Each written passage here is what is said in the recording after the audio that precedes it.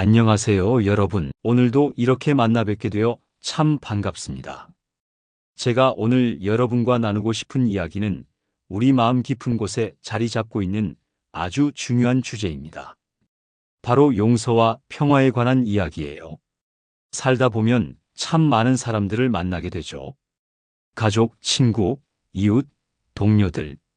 그 과정에서 때로는 마음의 상처를 받기도 하고 서운한 일들을 겪기도 해요.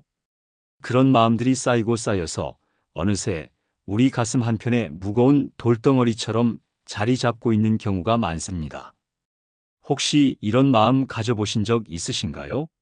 자식이 나를 소홀히 대한다고 느낄 때, 형제자매들과 예전 일로 서운한 마음이 남아있을 때, 배우자와 오래된 갈등이 풀리지 않을 때, 친구들 사이에서 오해가 생겼을 때, 이런 일들로 마음이 답답하고 무거우셨던 적 말이에요. 부처님께서는 이런 우리의 마음을 이미 오래전에 꿰뚫어 보고 계셨습니다. 원한은 원한으로 풀리지 않고 오직 사랑으로만 풀린다고 말씀하셨어요. 또한 분노는 독을 마시고 상대방이 죽기를 바라는 것과 같다고도 하셨습니다. 오늘은 부처님의 지혜를 빌려서 어떻게 하면 마음속에 쌓인 원망과 분노를 내려놓고 용서를 통해 진정한 평화를 찾을 수 있는지 함께 깊이 생각해보는 시간을 갖고 싶습니다. 이 긴 여정을 함께 걸어주세요. 먼저 우리가 일상에서 겪는 마음의 상처들을 솔직하게 들여다보겠습니다.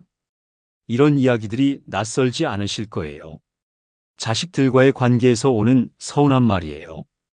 평생을 자식을 위해 살아왔는데 자식들이 커서는 자주 안부도 묻지 않고 명절에만 잠깐 얼굴 보이고 가고 손자 손녀들도 할머니 할아버지보다는 스마트폰이 더 재미있는 것 같고 이럴 때 마음 한편에 서운함이 쌓이죠. 특히 자식들이 중요한 일을 결정할 때 부모 의견은 묻지도 않고 나중에 결과만 알려줄 때가 있어요. 결혼, 이사, 직장 변경 이런 큰일들을 혼자 결정하고 나서 통보식으로 말할 때면 정말 서운해요. 내가 이렇게 무시당해야 하나 싶고 그동안 자식을 위해 희생한 시간들이 허무하게 느껴지기도 해요. 또 자식들끼리 차별을 받는다고 느낄 때도 있어요. 어떤 자식은 자주 연락하고 챙겨주는데 다른 자식은 그렇지 않을 때 마음으로는 모든 자식이 다 소중하다고 하면서도 실제로는 서운함이 생기죠. 배우자와의 오래된 갈등도 있어요. 젊을 때부터 쌓인 서운함들이 나이가 들어서도 여전히 마음속에 남아있는 경우가 많아요. 어려웠던 시절 남편이 술만 마시고 집안일을 돌보지 않았던 일, 아내가 시댁을 소홀히 했다고 생각하는 일, 자식 교육 방침을 두고 의견이 달랐던 일들.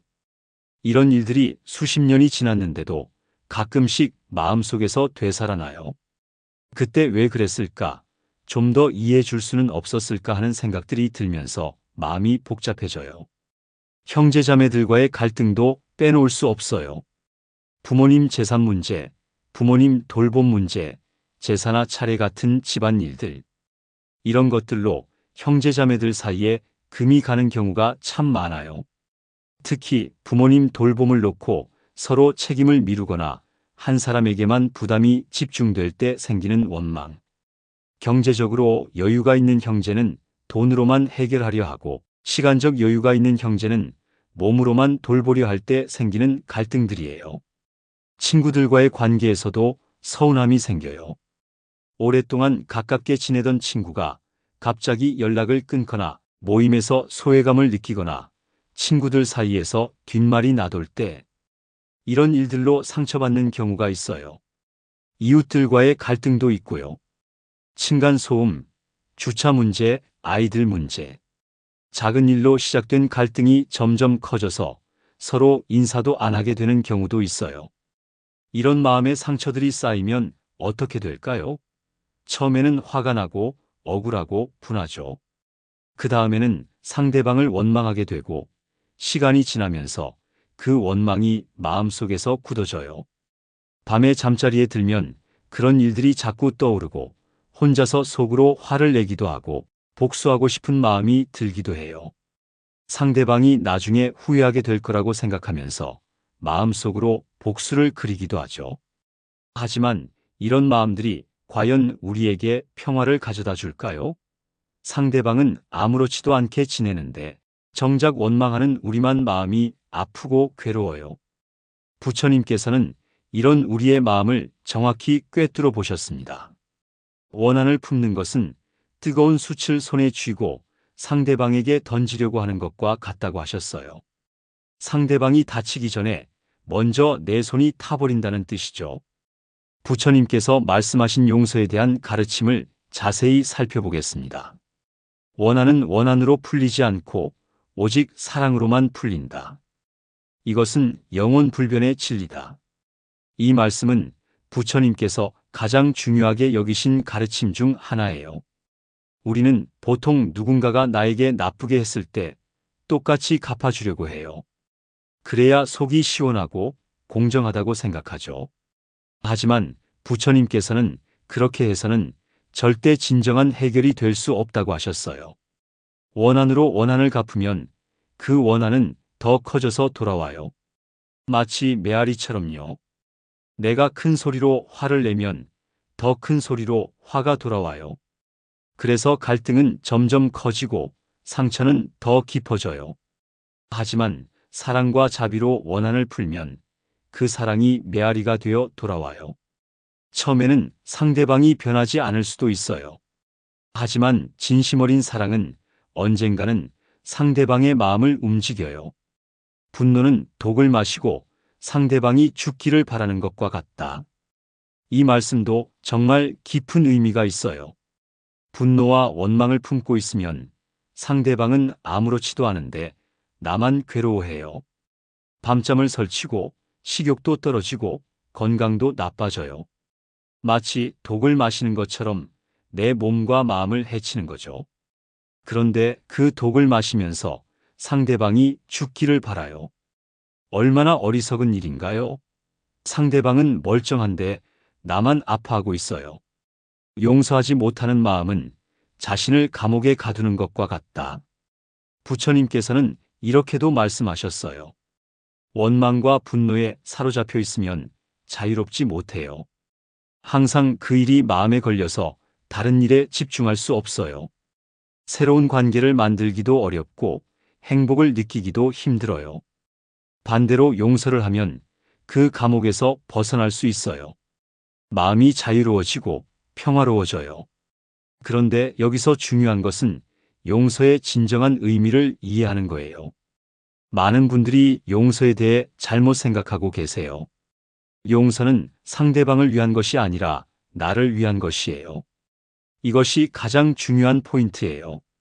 보통 용서하라고 하면 이렇게 생각해요. 왜 내가 먼저 용서해야 하나? 잘못한 건 상대방인데. 내가 왜 참아야 하나? 상대방이 먼저 사과해야 하는 것 아닌가? 이런 생각을 하는 것은 자연스러워요. 하지만 이렇게 생각하면 영원히 용서할 수 없어요. 상대방이 변하기를 기다리는 동안 나는 계속 괴로워해야 하거든요. 하지만 용서는 상대방이 변하라고 하는 것이 아니에요. 나를 괴롭히는 마음을 내려놓는 거예요. 나를 자유롭게 해주는 거예요. 용서한다고 해서 상대방이 한 일이 옳다고 인정하는 것도 아니에요. 잘못은 잘못이에요. 하지만 그 잘못 때문에 내가 계속 괴로워할 필요는 없다는 거예요. 용서는 상대방에게 주는 선물이 아니라 나 자신에게 주는 선물이에요. 내 마음의 평화를 찾기 위한 것이에요. 또한 용서는 약함이 아니라 강함이에요. 원망하고 복수하는 것은 쉬워요. 하지만 용서하는 것은 용기가 필요해요. 큰 마음이 필요해요. 부처님께서는 용서할 수 있는 사람이 진정 강한 사람이라고 하셨어요. 작은 일에 연연하지 않고 큰 그림을 볼 수 있는 지혜로운 사람이라고 하셨어요. 용서는 한 번에 되는 것이 아니라 과정이에요. 조금씩 조금씩 마음을 열어가는 거예요. 처음에는 상대방을 이해하려고 노력해보는 것부터 시작해요. 왜 그 사람이 그런 행동을 했을까? 어떤 사정이 있었을까? 그 사람도 나름의 어려움이 있었을까? 이렇게 생각해보면 조금씩 마음이 누그러져요. 완전히 용서할 수는 없어도 미움이 조금 줄어들어요. 그 다음에는 그 사람의 좋았던 점들을 떠올려 보세요. 아무리 미운 사람이라도 좋았던 때가 있었을 거예요. 그런 기억들을 떠올리면 마음이 조금 더 부드러워져요. 마지막에는 그 사람의 행복을 진심으로 바라는 마음을 가져보세요. 처음에는 억지스럽겠지만 계속 연습하다 보면 자연스러워져요. 실제로 용서를 통해 자유를 얻은 분들의 이야기를 들려드릴게요. 한 할머니 이야기예요. 이 할머니는 큰아들과 오랫동안 갈등을 겪으셨어요. 큰아들이 결혼하면서 며느리 편만 들고 부모를 소홀히 한다고 느끼셨거든요. 특히 명절 때마다 며느리 집만 가고 친정 어머니한테만 잘하는 것을 보면서 정말 속상하셨대요. 몇 년 동안 마음에 담아두고 계시다가 결국 큰아들과 크게 싸우시고 연락을 끊으셨어요. 그런데 시간이 지날수록 마음이 더 괴로워지더래요. 다른 사람들이 자식 자랑을 할 때마다 마음이 아프고 밤에 잠도 잘 안 오고 화병까지 생겼어요. 그러던 어느 날 절에서 부처님 말씀을 들으시게 되었어요. 용서에 대한 법문이었는데 그 말씀을 듣고 깨달으셨대요. 아, 내가 아들을 원망하는 동안 정작 고통받는 건 나구나. 그날부터 조금씩 마음을 바꿔가셨어요. 아들 입장에서 생각해 보려고 노력하시고 며느리도 나름의 사정이 있을 거라고 이해하려고 하셨어요. 그리고 어느 날 용기를 내서 아들에게 먼저 연락하셨어요. 처음에는 서먹했지만 점점 관계가 회복되었어요. 지금은 손자들과도 자주 만나시고 며느리와도 편안한 관계를 유지하고 계세요. 그 할머니가 하신 말씀이 인상적이었어요. 용서하고 나니까 마음이 정말 편해졌대요. 건강도 좋아지고 다른 일들도 즐겁게 할 수 있게 되었다고 하셨어요. 또 다른 할아버지 이야기도 있어요. 이 할아버지는 형님과 재산 문제로 갈등을 겪으셨어요. 부모님이 돌아가시면서 남긴 재산을 형님이 독차지했다고 생각하셨거든요. 몇 년 동안 법정 다툼까지 하시면서 정말 힘든 시간을 보내셨어요. 가족들은 모두 갈라지고 스트레스로 병까지 생겼어요. 그런데 어느 날 문득 생각하셨대요. 이렇게 싸우는 동안 내가 잃은 것이 더 많구나. 건강도 잃고 가족도 잃고 평화도 잃었구나. 그래서 모든 것을 포기하고 형님을 찾아가셨어요. 그리고 이렇게 말씀하셨대요. 형님, 저는 이제 모든 걸 내려놓겠습니다. 형님이 행복하시면 됩니다. 처음에는 형님도 당황하셨지만 나중에는 눈물을 흘리시면서 화해하셨대요. 그리고 재산도 공정하게 나누어 주셨어요. 그 할아버지는 말씀하셨어요. 내가 먼저 용서하니까 모든 것이 해결되었다고. 그리고 무엇보다 마음의 평화를 찾을 수 있었다고 하셨어요. 이런 이야기들을 들으면 용서의 힘이 얼마나 큰지 알 수 있어요. 용서는 기적을 만들어내요. 절망적인 상황도 바꿀 수 있어요. 그럼 구체적으로 어떻게 용서를 실천할 수 있을까요? 부처님께서 가르쳐 주신 자비 명상을 통해 단계별로 연습해 보겠습니다. 먼저 편안한 자세로 앉아 보세요. 눈을 감고 깊게 숨을 들이마시고 내쉬면서 마음을 진정시켜 보세요. 첫 번째 단계는 자신을 향한 자비예요. 마음속으로 이렇게 말해 보세요. 내가 행복하기를, 내가 평안하기를, 내가 건강하기를, 내가 자유롭기를. 이 말을 진심으로 반복하면서 나 자신에 대한 사랑과 자비를 느껴보세요. 내가 소중한 존재라는 것을 확인하세요. 두 번째 단계는 사랑하는 사람을 향한 자비예요. 가족, 친구 중에서 가장 사랑하는 사람을 떠올려 보세요. 그리고 마음속으로 이렇게 말해 보세요. 그 사람이 행복하기를, 그 사람이 평안하기를, 그 사람이 건강하기를, 그 사람이 자유롭기를. 사랑하는 사람에 대한 따뜻한 마음을 충분히 느껴보세요. 세 번째 단계는 중립적인 사람을 향한 자비예요. 특별히 좋아하지도 싫어하지도 않는 사람. 예를 들어 동네 상점 주인이나 버스 운전사 같은 분을 떠올려 보세요. 그 사람이 행복하기를, 그 사람이 평안하기를, 그 사람이 건강하기를, 그 사람이 자유롭기를. 네 번째 단계는 어려운 사람을 향한 자비예요. 나에게 상처를 준 사람, 미운 감정이 있는 사람을 떠올려 보세요. 처음에는 작은 갈등이 있었던 사람부터 시작하세요. 그 사람도 나와 같은 인간이고 나와 같이 행복을 원하고 고통을 피하고 싶어하는 존재라는 것을 생각해 보세요. 그리고 마음속으로 말해 보세요. 그 사람이 행복하기를, 그 사람이 평안하기를, 그 사람이 건강하기를, 그 사람이 자유롭기를. 처음에는 어색하고 억지스러울 거예요. 그래도 괜찮아요. 계속 연습하다 보면 자연스러워져요. 다섯 번째 단계는 모든 존재를 향한 자비예요. 이 세상의 모든 사람들, 모든 생명체들을 떠올려 보세요. 모든 존재가 행복하기를, 모든 존재가 평안하기를, 모든 존재가 건강하기를, 모든 존재가 자유롭기를. 이런 명상을 매일 조금씩 해보세요. 처음에는 5분 정도부터 시작해서 점점 시간을 늘려가세요. 꾸준히 하다 보면 마음이 정말 부드러워져요. 특히 누군가에게 화가 날 때 이 명상을 해보세요. 신기하게도 화가 가라앉고 마음이 평온해져요. 이제 일상생활에서 시니어분들이 쉽게 실천할 수 있는 용서법들을 말씀드릴게요. 첫째, 편지 쓰기 방법이에요. 직접 만나서 이야기하기 어려운 상황이라면 편지를 써보세요. 꼭 보내야 하는 것은 아니에요. 쓰는 것만으로도 마음이 정리돼요. 편지에는 이런 내용을 써보세요. 그동안 내가 어떤 마음이었는지, 왜 힘들었는지, 그리고 이제는 용서하고 싶다는 마음을 솔직하게 써보세요. 글을 쓰다 보면 마음이 차분해지고 상황을 객관적으로 볼 수 있게 돼요. 그리고 용서의 마음이 자연스럽게 생겨요. 편지를 다 쓴 후에는 태워버리거나 찢어버려도 좋아요. 중요한 것은 쓰는 과정에서 마음을 정리하는 거예요. 둘째, 작은 것부터 용서하기예요.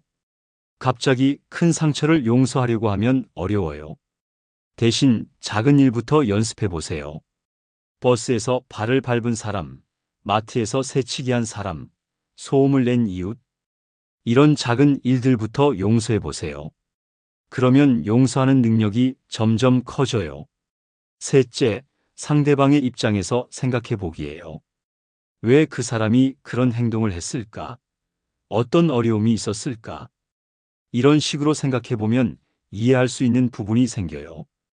예를 들어, 자식이 연락을 잘 안 한다면, 일이 너무 바쁜 건 아닐까? 스트레스를 많이 받고 있는 건 아닐까? 이렇게 생각해 보면 조금 이해가 돼요.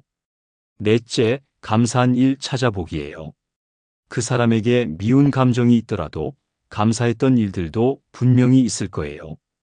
그런 기억들을 의식적으로 떠올려 보세요. 자식이 서운하더라도 어릴 때 귀여웠던 기억들, 고마웠던 순간들을 생각해 보면 마음이 부드러워져요. 다섯째, 시간의 힘을 믿어보세요. 모든 상처는 시간이 지나면 아물어요. 지금은 아프더라도 언젠가는 괜찮아질 거라고 믿으세요. 그리고 그 시간을 단축시키는 방법이 바로 용서예요. 용서하면 아무는 속도가 빨라져요. 여섯째, 전문가의 도움을 받는 것도 좋아요. 혼자서 해결하기 어려운 깊은 상처라면 상담사나 종교인의 도움을 받아보세요. 다른 사람과 이야기하는 것만으로도 마음이 정리되고 새로운 관점을 얻을 수 있어요. 일곱째, 신체 활동을 늘려보세요. 산책, 체조, 요가 같은 활동을 하면 스트레스가 해소되고 마음이 평온해져요. 몸이 건강해지면 마음도 건강해지고 용서할 수 있는 여유가 생겨요. 여덟째, 좋은 사람들과 시간을 보내세요. 긍정적이고 따뜻한 마음을 가진 분들과 함께 있으면 자연스럽게 좋은 영향을 받아요. 그런 분들을 보면서 용서하는 마음을 배울 수 있어요. 아홉째, 봉사활동에 참여해 보세요. 나보다 어려운 사람들을 도우면서 감사한 마음이 생기고 작은 일에 연연하지 않게 돼요. 베푸는 기쁨을 느끼면서 마음이 넓어져요. 열째, 기도나 명상 시간을 가져보세요. 하루에 조금이라도 조용한 시간을 만들어서 마음을 정화해 보세요. 부처님께 기도하거나 조용히 명상하면서 평화로운 마음을 기르세요. 이제 구체적인 상황별로 용서를 실천하는 방법을 알아보겠습니다. 자식과의 갈등에서 용서를 실천하는 법부터 말씀드릴게요. 자식이 연락을 잘 안 할 때는 이렇게 생각해 보세요. 자식들도 각자의 삶이 있고 바쁘게 살고 있구나. 연락을 안 하는 것이 나를 사랑하지 않아서가 아니라 그냥 바쁘거나 깜빡했을 수도 있구나. 그리고 내가 먼저 연락해 보세요. 안부를 묻고 관심을 표현해 보세요. 자식들이 부담스러워하지 않을 정도로 적당히요. 자식이 중요한 결정을 혼자 할 때는 서운해하지 말고 오히려 자랑스러워해 보세요. 내가 키운 자식이 이제 스스로 판단하고 결정할 수 있을 만큼 성장했구나. 이렇게 생각하면 마음이 달라져요. 며느리나 사위와의 관계에서는 더욱 넓은 마음을 가져보세요. 그들도 처음에는 남남이었지만 내 자식을 사랑해서 가족이 된 거예요. 완벽하지 않더라도 이해하려고 노력해 보세요. 배우자와의 오래된 갈등을 용서하는 방법도 있어요. 수십 년을 함께 살면서 쌓인 서운함들이 있을 거예요. 하지만 그 모든 어려움을 함께 이겨내고 지금까지 온 것도 대단한 일이에요. 젊을 때 실수나 부족함을 지금까지 들고 있지 마세요. 그때는 그때고 지금은 지금이에요. 지금의 배우자를 있는 그대로 받아들여 보세요. 그리고 고마웠던 일들을 더 많이 기억해 보세요. 어려울 때 함께 해준 일, 자식들을 키우느라 고생한 일, 작은 배려와 사랑들. 이런 것들을 떠올리면 감사한 마음이 생겨요. 형제자매와의 갈등에서도 용서가 필요해요. 부모님 재산이나 돌봄 문제로 갈등이 생겼다면 이렇게 생각해 보세요. 우리 모두 부모님을 사랑하는 마음은 같구나. 다만 표현하는 방식이 다를 뿐이구나. 그리고 각자의 사정이 다르다는 것도 이해해 보세요. 경제적 상황, 가정 상황, 건강 상황. 모든 게 다르니까 똑같이 할 수는 없어요. 중요한 것은 부모님이 편안하시는 것이에요.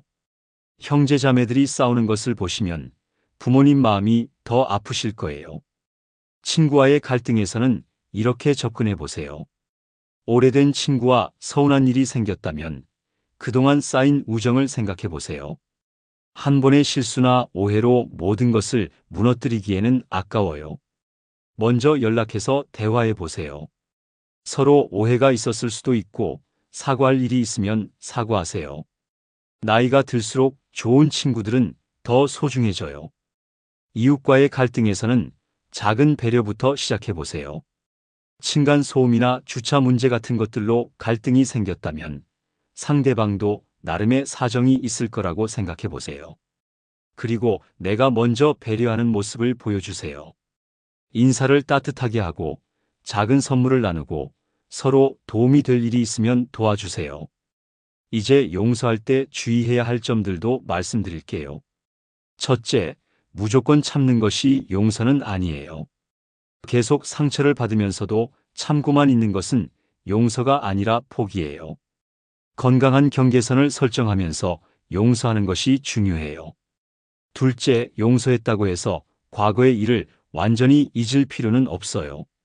기억은 남아있을 수 있어요. 하지만 그 기억에 대한 감정적 반응을 바꾸는 거예요. 셋째, 용서는 한 번에 되지 않아요. 계속 연습하고 노력해야 하는 과정이에요. 가끔 다시 화가 나거나 서운해져도 자연스러운 일이에요. 넷째, 상대방이 변하기를 기대하지 마세요. 용서는 내 마음의 평화를 위한 것이지 상대방을 바꾸기 위한 것이 아니에요. 다섯째, 자신을 먼저 용서하는 것도 중요해요. 다른 사람을 용서하기 전에 자신의 실수나 부족함을 먼저 용서해야 해요. 이제 용서가 우리에게 가져다주는 좋은 점들을 정리해 보겠습니다. 첫째, 건강이 좋아져요. 분노와 원망은 스트레스 호르몬을 증가시켜서 혈압을 높이고 면역력을 떨어뜨려요. 하지만 용서하면 이런 스트레스가 줄어들어서 건강이 좋아져요. 실제로 연구 결과에 따르면 용서를 잘하는 사람들이 그렇지 않은 사람들보다 혈압이 낮고 심장병 위험도 적다고 해요. 둘째, 잠을 잘 잘 수 있어요. 원망과 분노로 마음이 복잡하면 밤에 잠을 설치게 돼요. 하지만 용서하고 나면 마음이 평온해져서 편안하게 잠들 수 있어요. 셋째, 인간관계가 좋아져요. 용서하는 마음을 가지면 다른 사람들과의 관계도 더 편안해져요. 작은 일에 예민하게 반응하지 않게 되고 상대방을 더 이해하게 돼요. 넷째, 행복감이 증가해요. 미움과 원망에 사로잡혀 있으면 행복을 느끼기 어려워요. 하지만 용서하면 마음이 자유로워져서 일상의 작은 행복들을 느낄 수 있게 돼요. 다섯째, 지혜가 생겨요. 용서하는 과정에서 인간에 대한 이해가 깊어지고 삶에 대한 지혜가 쌓여요. 어떤 일이 생겨도 현명하게 대처할 수 있는 능력이 생겨요. 여섯째, 자유로워져요. 원망과 분노는 우리를 과거에 묶어두는 사슬이에요. 하지만 용서하면 그 사슬에서 벗어나서 현재를 자유롭게 살 수 있어요. 일곱째, 평화로워져요. 마음의 평화보다 더 소중한 것은 없어요. 용서를 통해 얻는 평화는 그 무엇과도 바꿀 수 없는 보물이에요. 부처님께서는 이런 말씀도 하셨어요. 용서하는 자는 천상의 복을 받는다고요. 이 말씀의 의미는 용서하는 사람의 마음이 천국처럼 평화롭고 행복해진다는 뜻이에요. 또한 자비로운 마음을 가진 사람은 모든 존재들에게 사랑받는다고도 하셨어요. 용서하고 자비로운 마음을 가지면 자연스럽게 사람들이 따르고 존경하게 돼요. 원수도 친구로 만들 수 있는 것이 자비의 힘이라고도 말씀하셨어요. 정말 놀라운 힘이죠. 이제 실제로 용서를 실천하기 위한 구체적인 단계들을 정리해 보겠습니다. 1단계, 현재 상황 인정하기. 지금 내가 누군가에게 상처받았고 분노하고 있다는 사실을 인정하세요. 이런 감정을 갖는 것이 자연스럽다는 것도 인정하세요. 2단계, 용서의 필요성 깨닫기. 이 분노와 원망이 나에게 어떤 해를 끼치고 있는지 생각해 보세요. 건강, 관계, 행복에 어떤 영향을 미치고 있는지 파악하세요. 3단계, 용서하기로. 결심하기. 용서는 선택이에요. 용서하기로 마음을 정하세요. 처음에는 완전히 마음에서 우러나오지 않아도 괜찮아요. 4단계, 상대방 이해하기. 그 사람의 입장에서 생각해 보세요. 어떤 사정이나 어려움이 있었는지, 왜 그런 행동을 했는지 이해해 보려고 노력하세요. 5단계, 감사한 점 찾기. 그 사람에 대한 감사한 기억들을 떠올려 보세요. 작은 것이라도 좋으니까 고마웠던 일들을 생각해 보세요. 6단계, 자비 명상하기. 앞서 말씀드린 자비 명상을 실천해 보세요. 그 사람의 행복을 진심으로 바라는 연습을 해 보세요. 7단계, 행동으로 옮기기. 마음으로만 용서하는 것이 아니라 실제 행동으로도 보여주세요. 연락을 하거나 만나서 대화하거나 작은 선물을 하거나. 8단계, 지속적으로 실천하기. 용서는 한 번으로 끝나는 것이 아니에요.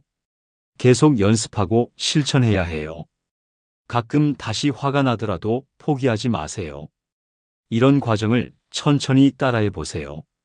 급하게 하려고 하지 말고 자신의 속도에 맞춰서 진행하세요.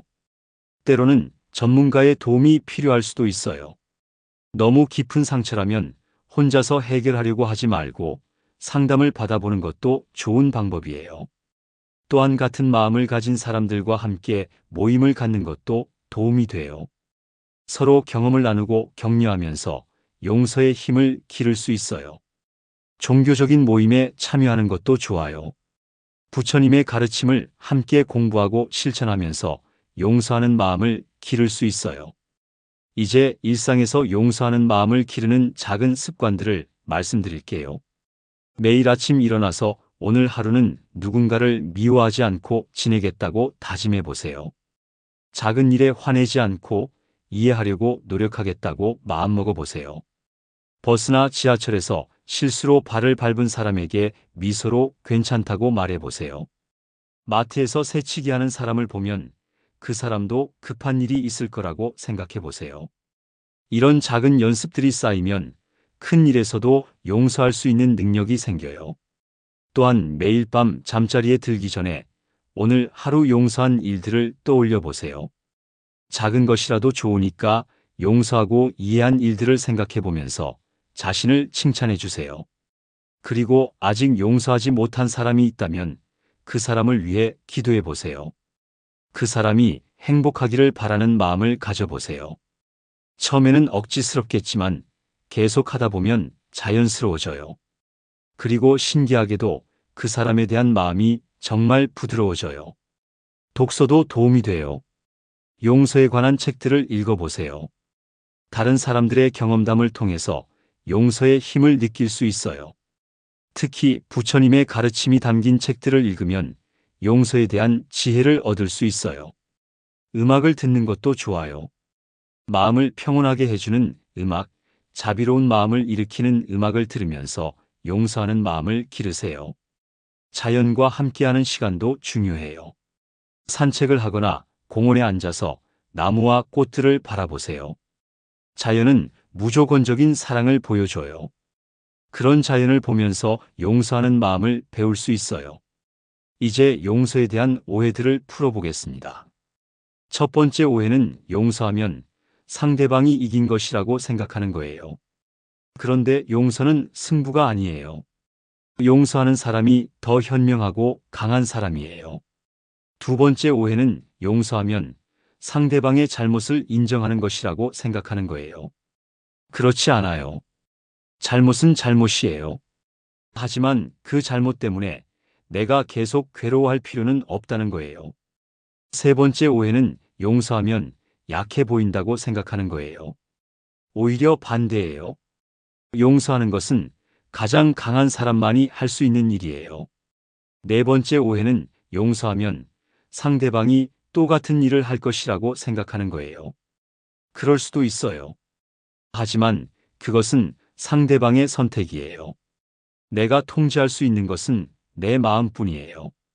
다섯 번째 오해는 용서는 한 번에 되어야 한다고 생각하는 거예요. 그렇지 않아요. 용서는 과정이에요. 조금씩 조금씩 이루어지는 거예요. 이런 오해들을 풀고 나면 용서가 훨씬 쉬워져요. 부처님께서는 용서에 대해 이런 비유도 들려주셨어요.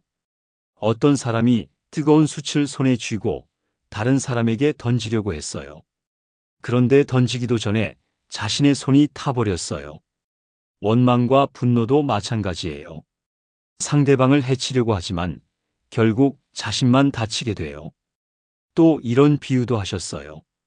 독사에게 물린 사람이 독사를 쫓아가면서 복수하려고 한다면 어떻게 될까요? 독이 온몸으로 퍼져서 죽을 거예요. 대신 독을 빼내는 일에 집중해야 해요. 우리 마음의 독도 마찬가지예요. 복수에 집중하지 말고 마음의 독을 빼내는 일, 즉 용서에 집중해야 해요. 부처님의 또 다른 가르침도 들려드릴게요. 어떤 사람이 부처님께 악한 말로 욕을 했어요. 하지만 부처님은 화내지 않으시고 조용히 들으셨어요. 그 사람이 욕을 다 하고 나서 부처님께서 물으셨어요. 만약 누군가가 당신에게 선물을 가져왔는데 당신이 받지 않는다면 그 선물은 누구의 것이 됩니까? 그 사람이 대답했어요. 가져온 사람의 것이 되겠죠? 부처님께서 말씀하셨어요. 당신이 저에게 욕을 했지만 저는 받지 않겠습니다. 그러면 그 욕은 당신 것이 됩니다. 정말 지혜로운 말씀이죠. 우리도 다른 사람의 분노나 미움을 받을 필요가 없어요. 받지 않으면 그것은 그 사람 것이 돼요. 이제 마무리를 해볼게요. 오늘 긴 시간 동안 용서에 대해 이야기했어요. 용서는 상대방을 위한 것이 아니라 나를 위한 것이라는 것을 기억하세요. 내 마음의 평화를 찾기 위한 것이에요. 용서는 한 번에 되는 것이 아니라 과정이라는 것도 기억하세요. 조금씩 조금씩 연습하면서 용서하는 능력을 기르세요. 작은 일부터 시작하세요. 버스에서 발을 밟은 사람, 마트에서 새치기 한 사람. 이런 작은 일부터 용서해 보세요. 그리고 상대방의 입장에서 생각해 보는 연습을 하세요. 누구나 각자의 사정과 어려움이 있어요. 자비 명상을 실천해 보세요.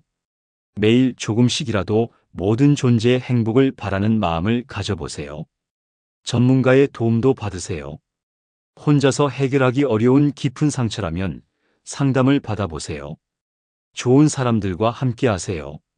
긍정적이고 자비로운 마음을 가진 분들과 시간을 보내면서 좋은 영향을 받으세요. 부처님의 가르침을 공부하세요. 용서와 자비에 대한 지혜를 배우면서 실천해 보세요. 무엇보다 자신을 사랑하세요. 자신을 먼저 용서하고 사랑할 때 다른 사람도 용서할 수 있어요. 용서하면 정말 평화가 와요. 마음이 자유로워지고 건강해지고 행복해져요. 인간관계도 좋아지고 삶의 질이 향상돼요. 부처님께서 약속하신 대로 용서하는 자는 천상의 복을 받게 될 거예요. 그 복은 바로 마음의 평화예요. 오늘부터라도 용서를 실천해 보세요. 작은 것부터 시작해서 점점 큰 것까지 용서할 수 있게 될 거예요. 그리고 용서받을 일이 있다면 용기를 내서 사과하세요. 먼저 다가가서 화해의 손길을 내밀어 보세요. 인생은 너무 짧아요. 미움과 원망으로 시간을 낭비하기에는 너무 아까워요. 사랑과 용서로 채우면 훨씬 아름다운 인생이 될 거예요. 마지막으로 부처님의 축복 말씀을 전해드리며 오늘 이야기를 마치겠습니다. 모든 존재가 원한에서 벗어나기를, 모든 존재가 용서하는 마음을 갖기를, 모든 존재가 평화롭기를, 모든 존재가 행복하기를. 여러분 모두 용서를 통해 진정한 평화를 찾으시기를 바랍니다. 마음의 짐을 내려놓고 자유로운 영혼으로 살아가시기를 바랍니다. 오늘도 긴 시간 들어주셔서 정말 감사합니다. 여러분 모두 늘 건강하시고 행복하세요. 그리고 용서하면 평화가 온다는 부처님의 말씀이 여러분의 삶에 작은 변화라도 가져다 주기를 진심으로 바랍니다. 감사합니다.